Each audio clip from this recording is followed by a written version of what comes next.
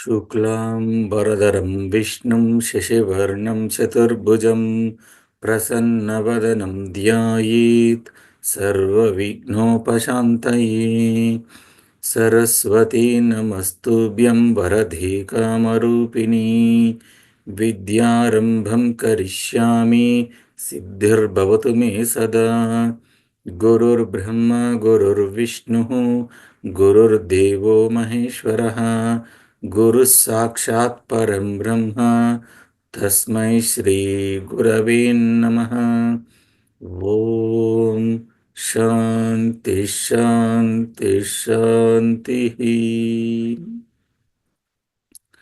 Vasudevasutam Devam Kamsachanuramardanam Devaki Paramanandam Krishnam Vande Jagadgurum Krishnam Vande Jagadgurum.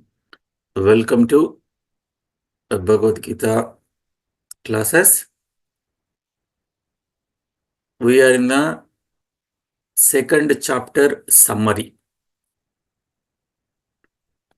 So, without going back to do the sum up of the summary, whatever we have done so far, directly I will enter into the topic. So far, in the last session, we have seen the 6 features of Atma. The 6 features of Atma we have discussed in the last session. The 6 features of Atma, whatever we have discussed, that 6 features helps us to solve any problem in our life. So whatever we have discussed, the 6 features of the Atma, which is nothing but Jnana Yoga. Which is nothing but the Jnana Yoga. So this Jnana Yoga is a permanent remedy for all the problems. That's what we have seen so far. Now we'll be entering into the next topic. The next topic is Karma Yoga. Remember, the first topic was Arjuna Sharanagati. The second topic is Jnana Yoga.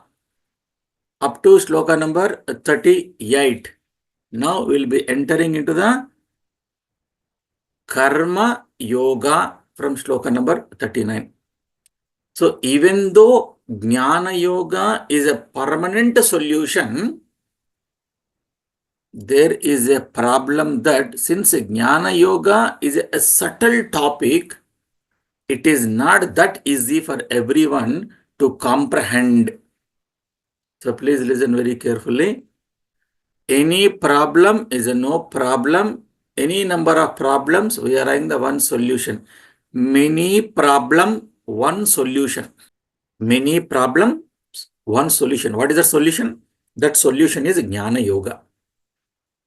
Hey, Bhagavan, if the Jnana Yoga is the only solution, if the Jnana Yoga is the one solution for any problem in the modern times, I don't know in other countries, but in India, these days it is becoming, from the time of the corona, there is a one particular medicine, the paracetamol, in the company called Dolo. People started using this Dolo for anything. Okay, any problem, don't worry, take the Dolo. You are having the body pains? Okay, take this. If you are body that problem, take this. It is like any problem, one medicine. But we are not talking about these physical problems. Of course, physical problems also are having the source in the mind. So that Jnana Yoga is the only one solution. That is very clear. But if the Jnana Yoga is the one solution, why you are introducing the Karma Yoga? Jnana Yoga is enough. Why we need to so many other topics? Within the second chapter, Karma Yoga is introduced. Why? And the answer is, even though Jnana Yoga is the permanent solution, Jnana Yoga is the solution. But the Jnana Yoga is a very, very subtle topic. Everyone cannot able to comprehend this subtle topic called Jnana Yoga. One has to prepare oneself to comprehend this Jnana Yoga. Yes, now also we say Jnana Yoga is the solution for any problem. But one has to comprehend that Jnana Yoga. For that, one has to be prepared for Jnana Yoga. So for that, the next topic, the Karma Yoga, is introduced by Bhagavan.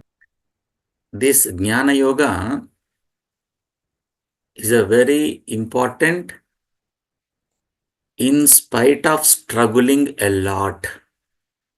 Many people will have the challenge to assimilate. Many people will have the difficulty to understand. This is a case in the many people.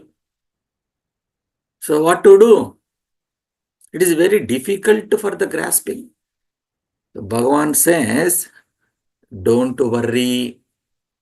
You drop the Jnana Yoga, but do not bother about it. Then student is asking, if I have to drop, what to do? Bhagavan is giving the answer. You drop the Jnana Yoga and you work on Jnana Praptihi. You work on Jnana Yoga Praptihi. That means try to work on gaining the eligibility of Jnana Yoga. Try to work on to get the eligibility to gain the Jnana Yoga. So I can say Jnana Yoga Prapti or Jnana Yogyata. Best word is Jnana Yogyata Prapti. How can I get Jnana Yogyata Prapti? Answer is Karma Yoga. So while practicing the Karma Yoga, while implementing the Karma Yoga, one can able to gain Jnana Yogyata Prapti. Now, what is a Karma Yoga? Now, Bhagavan discusses the topic of Karma Yoga. The first he introduces the glory of Karma Yoga. Shloka number 40 to 46, Bhagavan introduces the glory of Karma Yoga.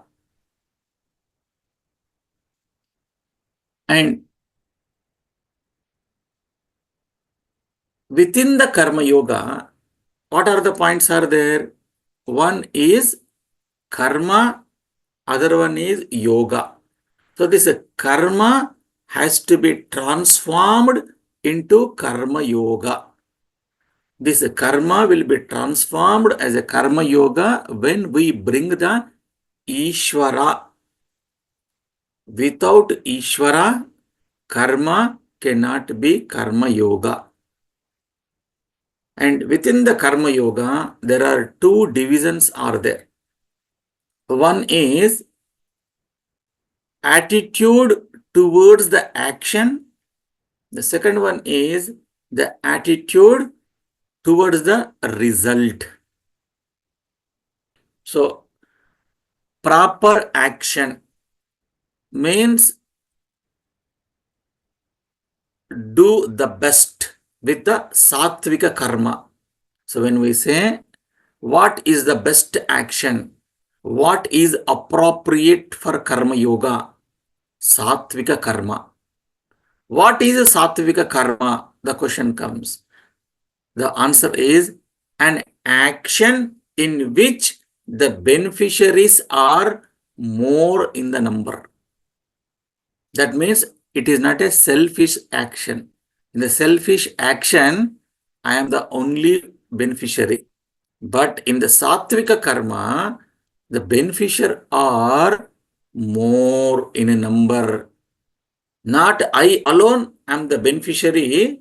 I am also included, but the beneficiaries are more. The more the beneficiaries are, then the greater the action is, which they call in the Shastra Nishkama Karma. Whenever the beneficiaries are more, you also can be included. Nishkama Karma. Very often we say Nishkama Karma. Nishkama Karma means without any desire you perform the action. How can people will perform without a desire? But see that you should not work only for yourself, but see that there should be more beneficiaries. Then it is called Nishkama Karma. This Nishkama Karma, which is revealed in the Shastra, is the best action, is the Sattvika action. That means our mind is expanded. Take into not only myself, not only my family, but I take care of many people to the extent possible. My mind is expanded more and more. I take into account of the maximum people, maximum beings. To the extent possible, we need to work on. Okay? Including not only the people, let it be the environment also. This is called a ideal karma yoga. Proper action. We are discussing just a proper action. This proper action, which also indicates that Uttama student lakshanas, Uttama adhikari lakshanas. So, proper action, the simple explanation is Sattvika action. Sattvika action means seeing that there should be more and more beneficiaries. That is called Nishkama Karma, or you can say Sattvika Karma. Then comes the Rajasika action and Tamasika action. The Rajasika action is the selfish action. I don't bother about others. If I am getting, that is good enough for me. If I ate the food, that's it. I am okay. I don't worry about others. This is the selfish action, or you can say Rajasic action. So Rajasic action, we don't take into the Karma Yoga. Because this is a selfish action. The selfish action goes with the Madhyama. Madhyama means mediocre. Uttama means the best. Madhyama means in bit middle. Mediocre. Then comes the worst action is Tamasika Karma. In the Tamasika Karma, I would like to get the benefit at the cost of all other people. Even I don't care harming the other people to get the benefits for myself. This is Tamasika Karma. So when we say proper action, it should be the Sattvika Karma. This is the proper action. A Karma Yogi gives up. A Karma Yogi gives up the preference for Sattvika Karma. For the Sattvika Karma, gives up the Rajasika Karma, gives up the Tamasika Karma. A Karma Yogi engages only in the Sattvika Karma. This is proper action. So now you understood what is proper action. Now comes the proper attitude. The proper attitude is also equally important in Karma Yoga. Not only the proper action, proper attitude also is important. What is proper attitude? Whatever action I do with love. I do with sincerity. And I enjoy what I do. There is a statement, you do what you love, or you love what you do. These kind of things we put into one word, offering to the Ishvara Arpana. That is the proper attitude. Love the action, whatever actions you are doing, whatever the work you are doing, you love that work. One has to develop loving the action, whatever that person is performing, and offer those activities to the Ishvara. We have to do wholeheartedly from the mindfulness, heartfulness, whatever actions you do. So by having the attitude that this action is an offering to the Lord, which we call Ishvara Arpanam. Now we are discussing the topic, what is Karma Yoga? The glories of Karma Yoga we'll discuss later. Glory means the benefits of the Karma Yoga. First we are discussing Karma Yoga. So in the Karma Yoga, proper action. Proper action, we said Sattvika Karma. So I can put in another way, Yogaha Karmasu Kaushalam, as per the shloka which is given in the Bhagavad Gita. Yogaha Karmasu Kaushalam. Do the best in the actions means Sattvika Karma. And attitude is Ishvara Arpanam. This is an attitude. Now, next comes, every action will have its own consequences. Every action will have the consequences. That means when I am performing some action, there should be some consequences. So whatever may be the consequences, you take it as a prasada.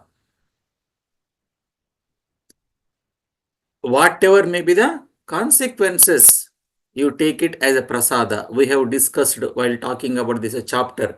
The result can be expected result, more than expected result, or less than expected result. So we have to accept the result as a prasada bhavana. When we develop this attitude called prasada bhavana, which we can use the word proper attitude toward the result, then we can able to accept the result as they are, which Bhagavan Krishna says, samatvam yoga uchyate. So I am summarizing this summary. You work properly, Sattvika Karma, Yoga Karmasu Kaushalam. While working on this Yoga Karmasu Kaushalam, develop an attitude called Ishvara Arpana. So with Ishvara Arpana Bhavana, perform your activities. That is about the actions and attitude of the action. And consequences is the result, whatever may be the result. You accept the result as a prasada bhavana. This is the attitude of prasada bhavana. The attitude of prasada bhavana helps me to develop samatvam yoga uchyate. Equanimity is yoga. So I can accept those results as they are. This is about the result. So all the four together, what are the four? Proper action with proper attitude, that is Ishwararpana, and proper attitude towards the result, which is Prasada Bhavana, with Samatvam Yoga Uchyate. All these four together, it is called Karma Yoga. Now comes, what are the benefits of Karma Yoga? What are the glory of Karma Yoga? What is the glory of Karma Yoga? That we will see after. Now, what are the benefits of this Karma Yoga? The glory of the Karma Yoga. Point number one, it gives the Jnana Yoga Yogyata. It gives us the eligibility for the Jnana Yoga. That is the most important point. Then the second point, while cultivating this Karma Yoga, while implementing this Karma Yoga in our life, it helps me to remember the Ishvara all the time in my actions as well as when the result. That means all the time I can able to remember the Ishvara. I can do the Ishvara Chintana, thinking about the God. Wonderful thing. Then it helps us to cultivate my likes and dislikes. It helps us to cultivate our raga and dvesha. Raga dvesha management takes place. And karma yoga protects us from the great fear. We will not have any fear. And karma yoga helps us to be free from the anxieties. One will be free from the anxieties.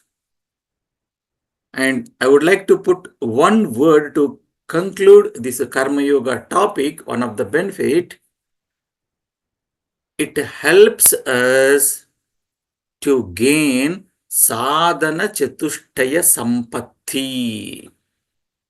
Remember the Tattva Bodha, Viveka Chudamani, Sadhana Panchakam, whatever we studied, fourfold qualifications of a student, Viveka, Viraga, Chat Sampat, Mukshutvam.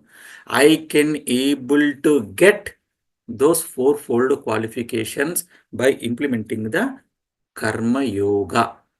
Whatever I mentioned are the benefits of the Karma Yoga, but there are so many other benefits of Karma Yoga.